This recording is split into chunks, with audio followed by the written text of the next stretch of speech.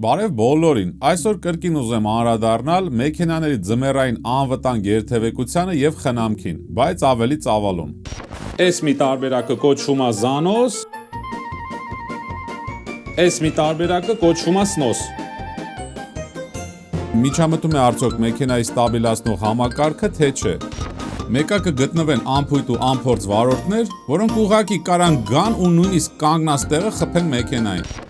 Հաշվի առնելով, թե օրական քանի տասնյակ վթարներ եմ ես տեսնում մեր փողոցներին, կարծում եմ, որ կարիքը կա այս թեմայով խոսելու։ Ամեն տարի կան սկսնակ վարորդներ, որոնց համար սա առաջի ձյունն է։ Ես էլ ունեմ 26 տարվա վարորդական փորձ, կարծում եմ պիտանի բաներ կարամ ասեմ, նույնիսկ ոչ սկսնակների համար։ Եվ կսկսեմ ամենակարևորից։ Երբ մեքենան հանկարծակի սկսում է սահել ու դառնում է անկառավարելի։ Սկզբում կասեմ, թե ինչ անել, որ տենց չլինի, հետո կասեմ, եթե արդեն տենց է եղել, ոնց տակից դուրս գաք։ Ուրեմն, ինչ անել, որ մեքենան չսահի ու չդառնա անկառավարելի։ Ես ունեմ մի քանի օրենքներ, որոնց հետևում եմ տասնյակ տարիներ, որ մեքենան չսահի։ Առաջինը, կախված արագությունից ու պայմաններից, քշում եմ դիմացի մեքենայից շատ հեռավորություն պահելով, որովհետև կտրուկ արգելակման տարբերակ չի լինելու ու երկար տարածություն է պետք լինելու, որ եթե դիմացը մի բան եղավ, հանգիստ արգելակելով մեքենան հասցնի կանգնի։ Երկրորդը, եթե կասկածելի մակերես է ու ես չգիտեմ սղացողա թե չէ,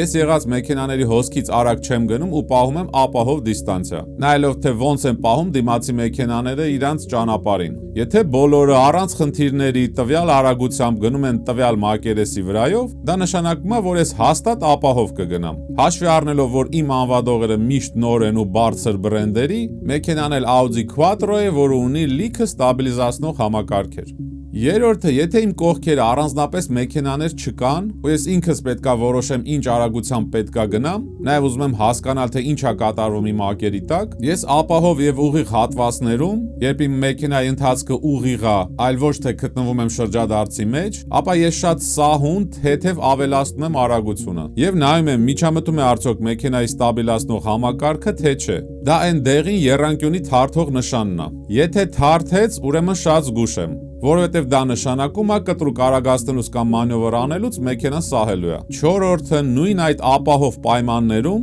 ես թեթև կպնում եմ արգելակման ոտնակին, սկսում եմ փափուկ արգելակել ու տեսնել ABS-ը միանում է թե չէ։ Դրանից գլխի եմ ընկնում, թե ինչքան արգելակելու հնարավորություն ունեմ։ Ինչքանից է սկսում մեքենան կանգնել, ակերը բռնում են թե չեն բռնում, որ հասկանամ, եթե կարիքը լինի մեքենան կանգնացնելու, ոնց է դա տեղի ունենալու։ Եթե ABS-ը միանում է, այդ կարակ հասկանաք, եթե անիվներից ղրխրթոց է գալիս ու շատ թեթև մեքենան թափ է տալի աջ ու ձախ, ուրեմն ABS-ը միացել է։ Իրան հանգարց չշփոթեք ստաբիլիզացնող նշանի հետ, որովհետև տենց եթե երկար սխմած պայք արգելակման ոտնակը ու ABS-ները սկսեն աշխատել ու արդեն մեքենան սկսի թեքվել աջ ու ձախ, այդ ժամանակ միջամտելու է ստաբիլիզացնող համակարգը ու տեսնելու եք այդ եռանկյունի թարթող լույսը։ ABS-ը առանձին նախազգուշացնող լույս չունի։ Իրան պետքա զգաք մեքենայի դրդռոցով։ ABS-ի լույսը մենակ վառում է այն ժամանակ, երբ որ ձեր մոտ այդ համակարգը անսարք է ու պահանջում է ձեզնից սերվիզային սպասարկում։ Ինչևէ, եթե տեսնում եմ ABS-ը միանում է, մեքենան ղրխրթում է,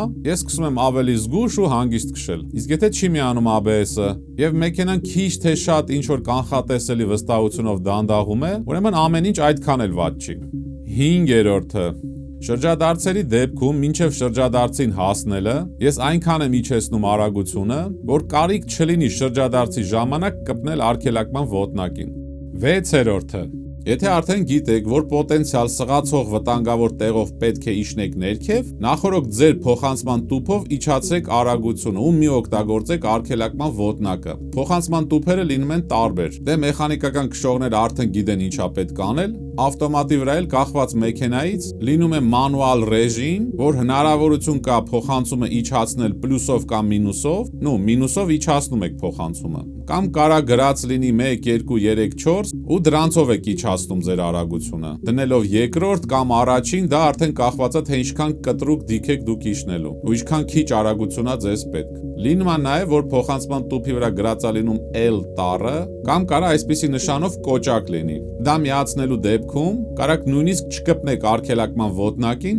մեքենան ինքը կընտրի ապահով դանդաղ արագություն եւ հանգիստ կիջնեք։ Ապահովության հետ կապված երկու կարևոր բաներ ֆիքսենք։ Առաջինը, եթե տեսնում եք դիմացը վթարկական վտանգավոր իրավիճակ է, ու դուք սկսում եք արգելակել, միացեք վթարային ազդանշանը, որ ձեր հետևից եկող մեքենան նախորոք իմանա ու ժամանակին արգելակի, թե չէ մտնելու է ձեր մեջ։ Երկրորդը, եթե մառախուղ կամ առածություն, որի պատճառով տեսանելիությունը վատնա, միացրած պահեք ձեր մեքենայի լույսերը։ Համարյա բոլոր մեքենաները նույնիսկ ունեն հակամառախուղային լույսեր։ Դրանք ձևի համար չեն դրած։ Մեկ էլ հիմնական վթարների պատճառներից մեկը այն է, որ վարորդները ղեկին նստած մտածեն լինում հեռախոսների մեջ։ Դուրս եկեք հեռախոսից։ Ղեկի վրա նստած ձեր ուշադրությունը պետք է լինի ճանապարհին ու մյուս մեքենաներին, հատկապես վատ եղանակներին։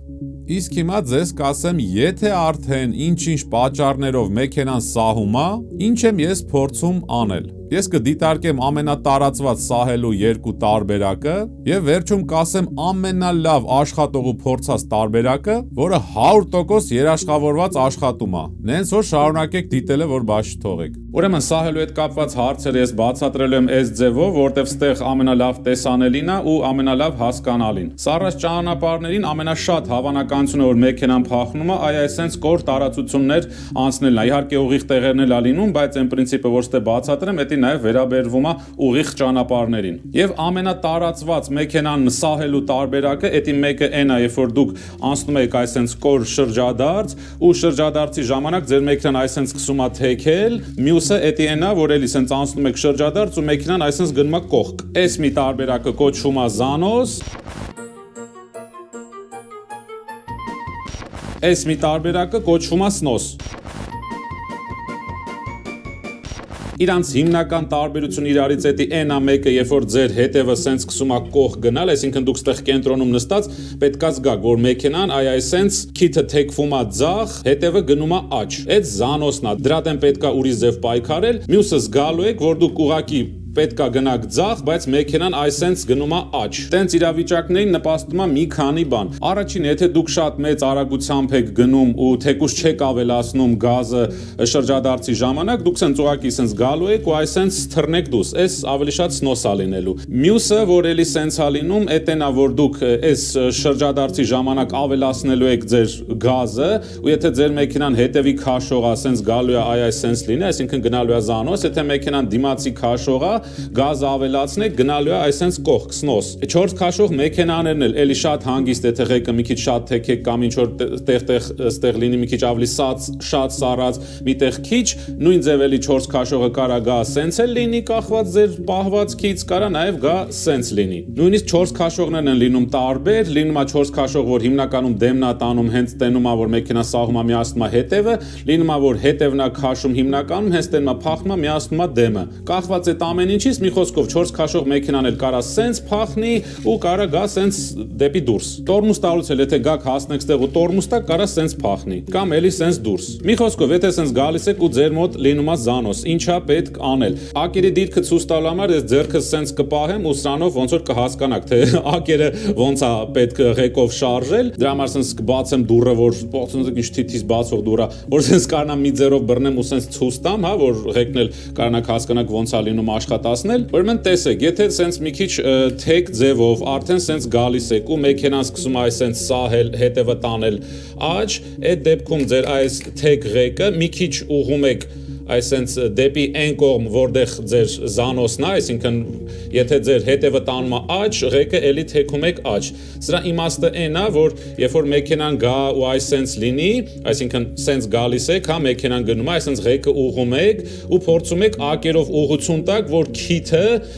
գա այս ուղղությամբ, այսինքն որ կողմ ձեր մոտ աջ է գնում, հա, որ քիթն էլ կարողանաք ուղղեք, որովհետև միայն ուղիղ ժամանակ, երբ որ մեքենան գնում է ուղիղ, ոչ սենց է քաշում, ոչ սենց է քաշում, իմաստ ունի տորմուս տալ ու հենց այդ դեպքում ձեր ABS-ը սկսում է քիչ թե շատ օգնել, որ մեքենան կանգնացնեք, բայց եթե սենց խառը խուճուճ դիրքում է տորմուս տակ, ուղղակի այսենց սղալով անիմաստ գնալու է ձեր մեքենան։ Դրա համար այս դեպքում, երբ որ այսենց սկսում է քաշել, ձեր ղեկը մի քիչ բերում եք այսենց, այդ դեպքում սկսելու է մեքենան այսենց ուղղվել։ Հենց տեսնում եք արդեն սենց քիթը ուղղվում է, ղեկը սենց մի պահեք, որովհետև սենց ուղղվելով արդեն հակառակը կարակ լինեք, եթե ղեկը սենց թեք է։ Ու հետո էլ պետք է մտածեք ոնց էսի ուղղեք։ Դրա համար հենց սենց գալիս եք տենում եք զանոսա ղեկը սենց մի քիչ ուղղում եք ու ավտոն դզվում է, ձեր ղեկը քիչ հետ եք բերում, հա, որպեսզի կարողանաք քչացնեք այս խաղը։ Դա կարա մի անգամով չլինի ու ձեզ ոնց որ պետք լինի այսենց խաղացնելով սենց քիչ մեքենան ստաբիլիզացնեք, բնականաբար ձեզ օգնելու են մեքենայի ստաբիլիզացնող համակարգերը եւ ABS-ը։ Բացի սրանից շատ կարեւոր է, որ դուք ֆիքսեք, որ այս ամեն ինչի ընթացքում տորմուզին չսխմեք, ոչ էլ գազին, որտեւ անկախ նրանից ղեկը ինչքան եք ճիշտ անում, եթե այդ ընթացքում գազ տակ, ձեր հետեւ ավելի սենց կտրուկ է գնալու, ղեկը չի փրկի, եթե տորմուզ տակ, նույնպես էլի կամ այս մասն է գնալու, կամ այս մասը, ու ամեն դեպքում կապ չունի, եթե տորմուզ եք տվել, ռուլը ճիշտ եք թեքել, սխալ եք թեքել, ձեր մեքենան թեքվել է, որտեվ ակերը այդ ժամանակ այսպես քարացած կանգնում են ու ձեր ղեկը ոնց որ անիմաստ է, որովհետև ղեկի սաղ իմաստն է, որ դուք ակին օգնեք, որ ինքը գլորվի ճիշտ ուղղությամբ, բայց եթե դուք տորմուզ եք տվել, ոչ մի բան չի գլորվում, այս ակը հաշվեք չկա, հաշվեք sense 4-ը կետ է, որ sense անիմաստ սղում է, թե ռուլը ոնց կթեքեք, եթե էական չի։ Մի խոսքով, եթե մեքենան սկսում է սղալ, թողում եք գազի պեդալը չեք կպնում տորմուզին, թեթև ղեկը սկսում եք թեքել զանոսի ուղղությամբ, հենց մեքենան sense սկսում է դզվել, ղեկը հետ եք բերում ու փորձում եք այսպես ստաբիլիզացնել։ Ու երբ որ մեքենան ուղիղ է գնում, սկսում եք հանգիստ արգելակել։ Այդ մի տարբերակ։ Երկրորդ տարբերակ, եթե sense գալիս եք ու մեքենան այսպես սնոս է գնում, այդ դեպքում էլի բնականաբար ձեր ղեկը լինում է մի քիչ թեք, որովհետև դուք շրջադարձի մեջ եք լինում ու տեսնում եք sense մեքենան տանում է դուրս, այդ ժամանակ ռուլը շատ քիչ հետ եք բերում, բայց չեք ուղում։ Հա, այսինքն ինչքան sense թեքած է եղել, մի քիչ sense հետ եք բերում, որ էլի օգնեք մեքենային ինքը գնա ուղիղ։ Ու նույնպես ոչ գազ եք սխմում, ոչ տորմուզ, ու հենց մեքենան տեսեք sense մի քիչ ուղիղ գնում է, ճիշտ է ինքը sense մի քիչ կողքանց է ուղիղ գնալու, նես չոր sense լրիվ հետ է գալու ստեղ, հա, բայց ինչևէ, այս ճանապարհի աջ եզրին գտնվելով գոնե դուք մի քիչ sense ուղիղ գնալու տարածություն կունենաք ու կհասցնեք արգելակել, այդտեղ միջամտելու է ABS-ը, ESP-ն ու մի ձև ձեզ օգնելու է նույն այս գործողությանը ստաբիլիզացնեք։ Ուրեմն նորից Զանոս, այսենց ուղում եք, սնոս,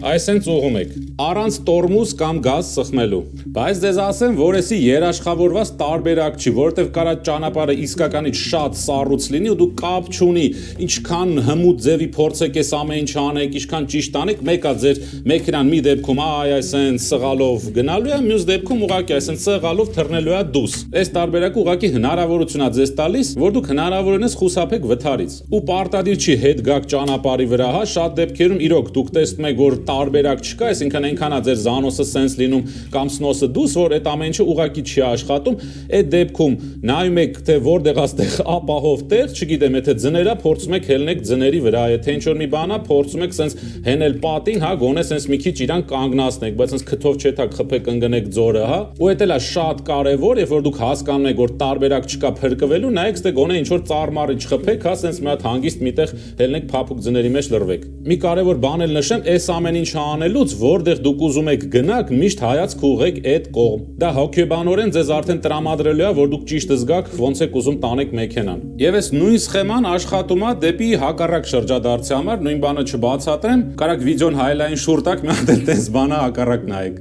Իսկ եթե այս ամենը շատ բարդ է ձեզ համար ու վտանգավոր, եւ դուք ուզում եք ամենաապահով ու հեշտ տարբերակը, դա այն է, որ մեքենան կանգնացնում եք ավտոտնակում ու չեք քշում։ Ու ես կատակ չեմ անում։ Ես ինքս հաճախ օգտվում եմ այդ տարբերակից, եթե խիստ մեքենայի կարիք չի լինում։ Ուղղակի չեմ քշում, որովհետև ես ինչքան էլ իմ ու իմ մեքենայի վրա վստահ լինեմ, մեկը կգտնվեն անփույթ ու անփորձ վարորդներ, որոնք ուղղակի կարան գան ու նույնիսկ կանգնած տեղը խփեն մեքենային։ Այդ հավանականությունը միշտ կա, հատկապես սառած ճանապարհներին։ Նենց է մեր քաղաքն էլ շատ պստիկ է, ոտքով կամ մետրոյով հանգիստ ուր ուզեք կարակ գնաք։ Մեկը sense տնեց 1-2 օրում մաքրում են բոլոր ճանապարհները, այդ 2 օրը դիմացեք։